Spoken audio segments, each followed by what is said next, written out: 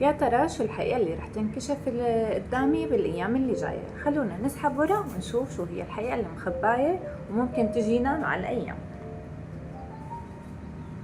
رح أسحب من هيدا التاروت.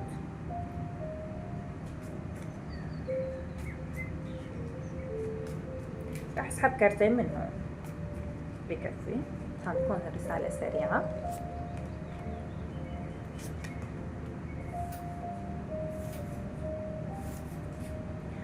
رح أسحب من هيدون الكروت.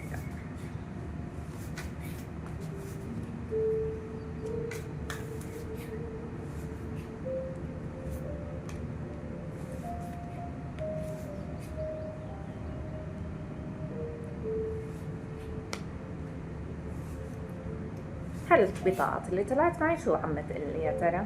اليوم الرسالة اللي طلعت معي كتير واضحة. النايت اوف وانس عم يقول لي انه انت ماشيه بطاقه اندفاع بهي المرحله وحماس ورغبه انك تتخلصي من كل شيء ما عاد عم يخدمك بهي المرحله. في شيء قدامك كان عم يعمل لك مقاومه.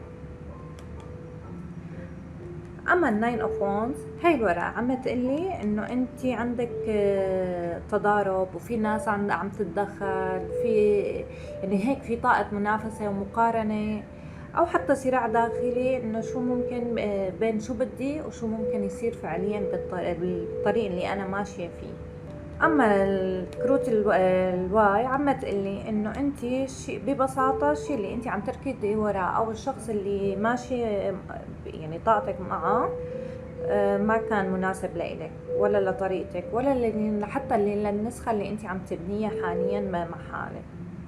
فرسالتي إلك اليوم إذا حسيتي إنه في شيء عم بيوقف أو عم يتأخر أو عم يتعقد، مو لأنه ضعيفة، لا، ولا لأنك عم تغلطي، لا لا لا أبدا. بالعكس الكون عم يحميكي بهي الفترة الحالية اللي أنت فيها، عم يحميكي من شيء ما نو لإلك وما نو مناسب ولا بيشبهك حتى. فإذا حسيتي هذا الفيديو لإلك، خدي نفس واكتبي لي بكومنت إنه هي الطاقة لامستك.